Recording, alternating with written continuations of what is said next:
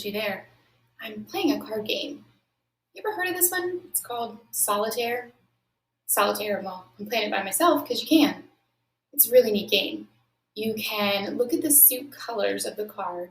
They're either red or black, and look at the numbers on the card, and basically, you're just counting down, or linear counting. But it's pretty fun. Goal is to try to get all the cards collected with the aces in order. Cards, they're pretty cool, huh? You can do magic tricks with them. You can win money. You can connect with people. Card games have been a part of our history in the world for quite some time. And if you think back, we've been looking at the timeline of ancient civilizations and the fundamental needs of man. In those different lessons, we've been able to look at how society and culture changed based on needs throughout time. And even wants, which kind of playing games is pretty fun, huh? So what we're going to be doing in this upcoming lesson is taking our knowledge that we gained in the fundamental needs of man and throughout our civilizations and applying that to understand exactly how card games changed over time. They didn't always look like this, you know? We'll explore that together, and then you will become your own researcher. From there, we'll share with each other everything we've learned about playing cards and society, culture over time, and all the entertainment within it. Until next time, we'll see you soon.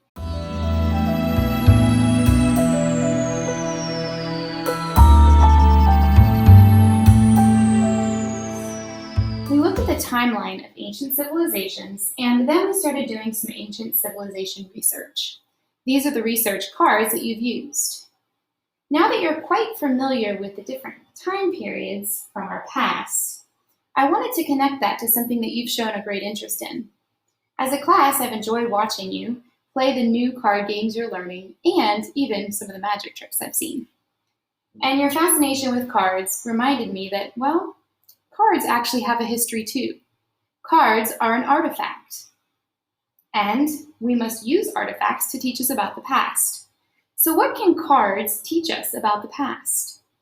Before we move forward in that, we're going to just review some very important information that we might have seen in our research of these three civilizations, the medieval, the Renaissance, and the modern, so that we can use that to inform us about how cards reflect the time period in which they were used and how they were used.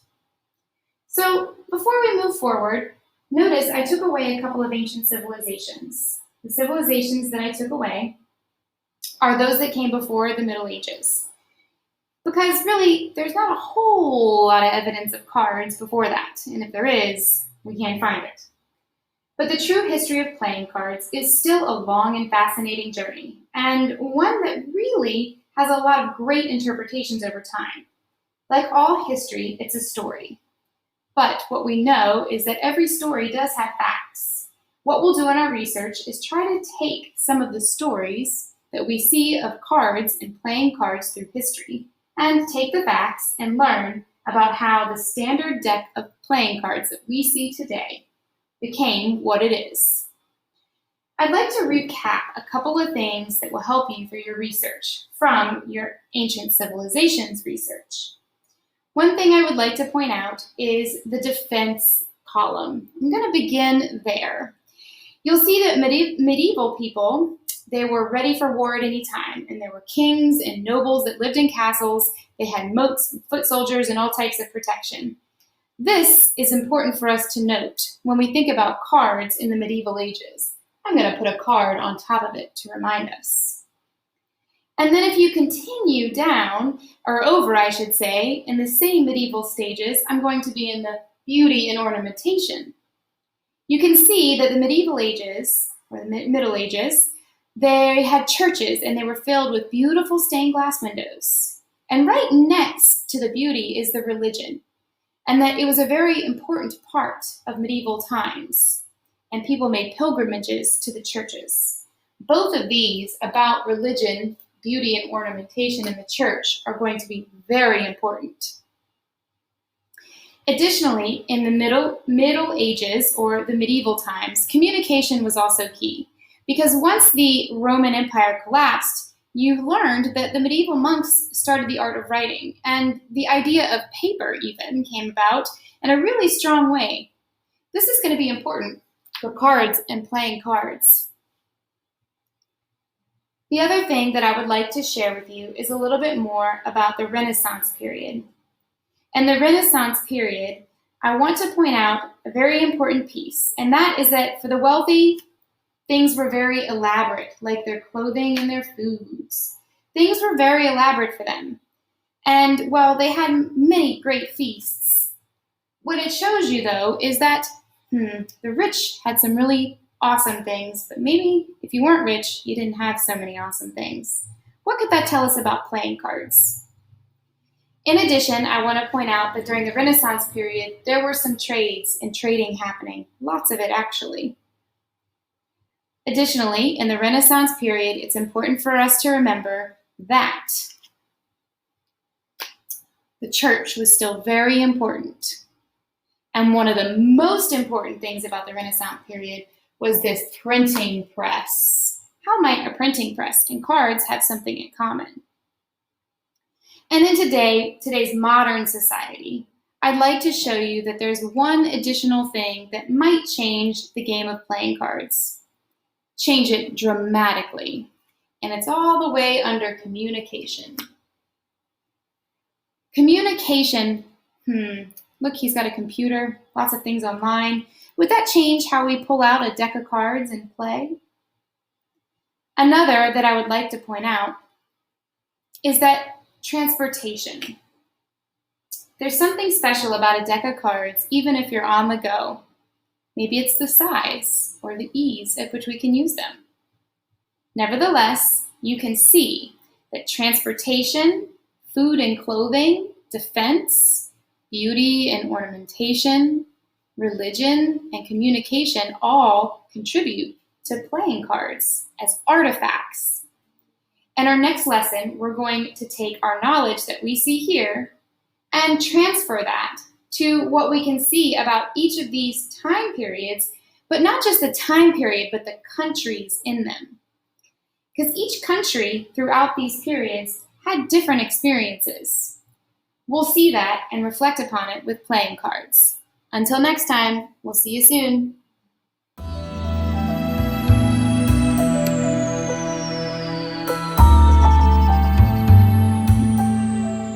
Since you already have background knowledge on the fundamental needs, and you already have background knowledge on civilizations through your timeline works, and also an account of your love for playing cards right now, I've enjoyed watching the magic tricks and the new games that you're bringing in to play with each other. So knowing that, I wanted to try to connect it all for you, because playing cards are actually artifacts. And we can use these artifacts that you see here to teach us about our society, our past, and how it's influenced our future. And right here before you, you see that I have 5 different civilizations, well, time periods, and what country we're talking about within this time period. I've labeled it with my cards. You see it begins with an ace. Well, first things first. Sometimes in card games, the ace counts as 1. 1, 2, 3, 4, 5. And we're going to look at these in order. Now, you'll see I also have the Middle Ages here. This is where the Middle Ages begin. This is where you can start to reflect on what types of needs, fundamental needs, and what wants did people of the Middle Ages have, and how is it reflected in the cards. But let's begin over here first with ancient China. Ancient China is one of the first places that we see cards appear. And playing cards at the time were known as money cards. They first appeared, but you notice I don't have a photograph here, because they didn't really appear in a museum, and we don't have any physical cards left. But what we do have are the writings of authors and scholars who share with us information about the cards. In the Tang Dynasty, there was a writer, Su Yi, and he described the princess, one of the emperor's daughters, playing the leaf game in 868. And then also, again, in the Song dynasty, there was a scholar, and he was playing cards and mentioned in one of his writings that card games existed since the mid-Tang dynasty.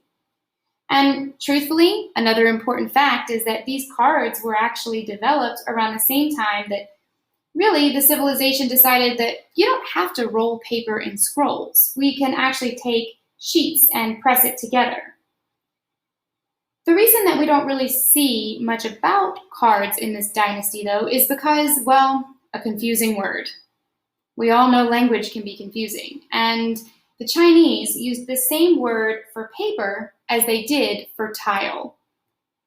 And they weren't just known for card games. In fact, they were known for another very important game, dominoes. And dominoes used numbers and used tiles. But the Chinese word is pai, and that's paper and tile. So often when we see this word in writings, we can't really tell if the scholar meant paper or tiles. For example, did they mean playing cards or dominoes? We don't know. The ancient Chinese called them money cards, and so you wouldn't be surprised to know that their symbols were coins on their cards. We would say that they were the suits of the cards. They had coins, strings of coins, they had myriads, which were coins of the strings, and then they had tens of myriads. That would be 10,000. These were represented with numerals 2 through 9, and in the first three suits, and then numbers 1 through 9 in the tens of myriads. Confusing suits, huh? Well, after the Tang and Song dynasty came the Middle Ages, around 580. So we're switching between the Asian culture and moving a little bit more into what we might think of our Eastern culture within Europe. And in the Middle Ages is when playing cards first entered Europe. In fact, it was around the 14th century. They used suits as well. They had swords, staves, cups, and coins. And in this Eastern culture, the cards they think came from Mamluk Egypt, and that's at least what recorded historians say. And so they've called it the Mamluk deck. The Mamluk deck of cards has been presented from the 13th century at least as a game from Egypt. And really, now we don't see any of these cards around. In fact, these here are some photographs of a similar type of deck that I'll share with you soon. There's only a few single cards that even exist anymore from the Middle Ages, and this particular time period with the Mamluk deck. You see, cards are shuffled and dealt and traded until they deteriorate, so that's probably why cards even this old, from the 14th century or the 13th century, can't be found anywhere.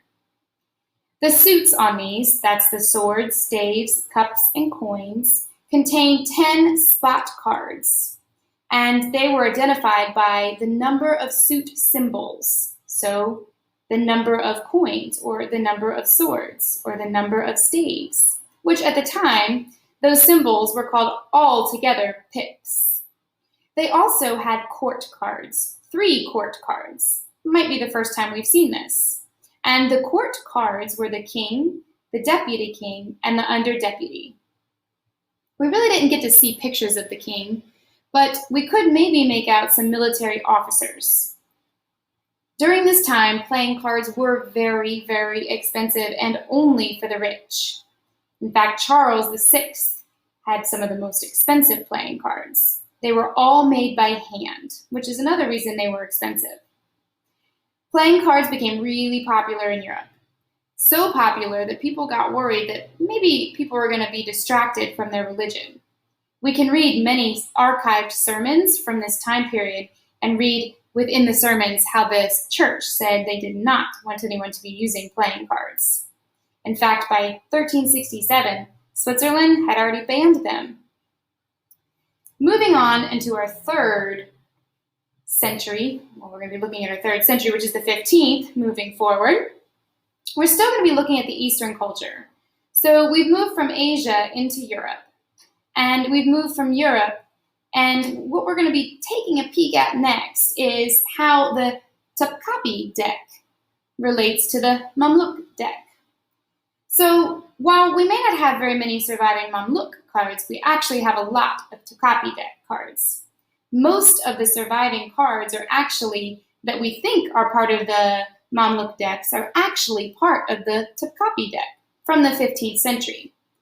This deck actually has 4 suits with 3 court cards and 10 pip cards, remember pips are the symbol, per suit. The card images are mostly abstract, just like you would see in the Mamluk decks. But there are striking similarities between the suits and the systems of money and how it's used, just like coming all the way back to our cards from China. The suits contained coins, polo sticks, skimpters, and multitudes. The court names, the court cards we should say, had names as well. And the court names were king, deputy, and second deputy. You can see that they had different colors, both did actually, different colors indicating different important cards, like the king's. To make these cards, they were printed on wood-cut decks, and that appeared around the 15th century, making cards with wood, and then printing with that wood. The most early woodcuts of all types were colored after the printing, so the beautiful colors you see were probably painted by hand and with a stencil. At the Topkapi Palace Museum, located in Istanbul, you can see 43 out of the original 52 cards. However, please know that within that, some of those were actually lost and replaced, and, some then put back in and exchanged. So while there's still 43 cards, it's believed that they might even be a mix of the Mamluk and the Topkapi deck. Moving forward, we're still going to be in the Middle Ages, but let's get a little more specific. We're in the Eastern culture, where we were in the Istanbul and Turkey area, but let's move into Italy. The Middle Ages in Italy, that's our 4th civilization. Italy placed swords, clubs, cups, and coins on their cards for suits, and these are still the 4 suits that are found on the Italian and Spanish playing cards today. They're sometimes referred to as the Latin suits. Some connect these with the cups, coins, swords, and polo sticks found in the Egyptian playing cards from the Mamluk and the Topkapi time periods. The court cards from the late 14th century and the decks of Italy are actually included a mounting king, meaning he was mounting onto his horse, getting up to sit high and lead. They also have a seated and crowned queen, plus a knave, a royal servant. That royal servant, though, sometimes was mistaken to be a prince, and so they later would call him the Jack to avoid confusion. The first playing cards in European Italy were hand-painted, and they were a very beautiful luxury, found among the upper classes only. But as they became more popular, people tried to reproduce them and make them a little bit cheaper. The last group of people and civilization that we'll look at are the Spanish. Spain in the Middle Ages, that's our 5th. Spain placed swords, clubs, cups, and coins on their cards and suits as well, just like the Italian cards. But they also still had the 4 suits found on the Spanish playing cards today, just like Italy. Spanish cards developed somewhat differently though, and the court cards being a king, knight, and knave with no queen at all. The Spanish packs also didn't have a 10. The number 10 didn't exist, at least not in the cards. And with the absence of the 8s and 9s in national Spanish game of hombre, it resulted actually in a 40-card deck. We know our decks to have a few more today.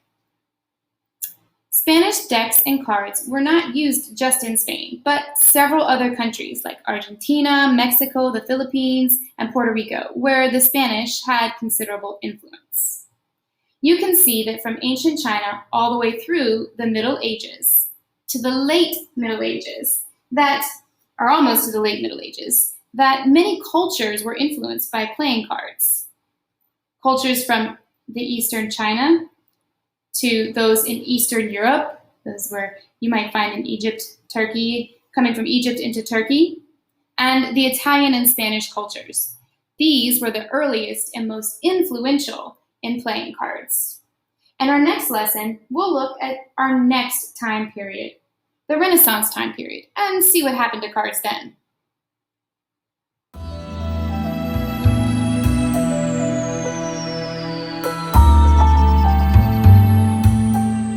To recap, I did it in a fun way.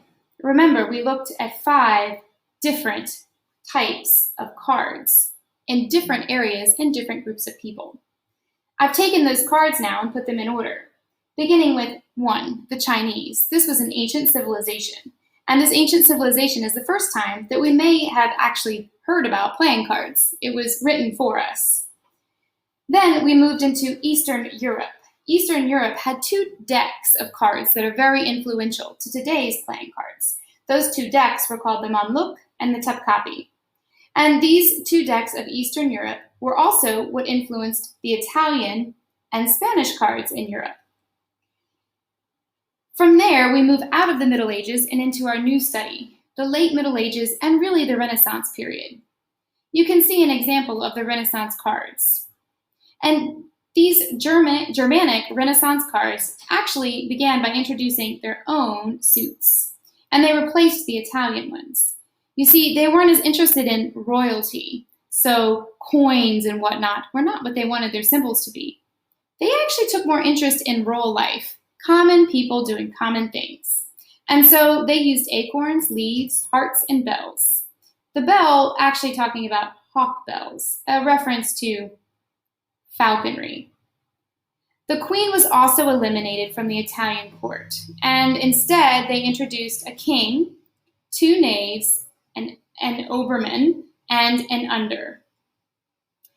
The number 2 replaced the ace as the highest card, and so they only had a 48-card deck. The Germanic suits are still used in parts of Europe today, and we're actually indebted to this period of history. The real contribution of Germany was their method of printing playing cards using those woodcutting techniques. And continuing that practice, they actually became a dominant country in being able to create, make, and distribute playing cards.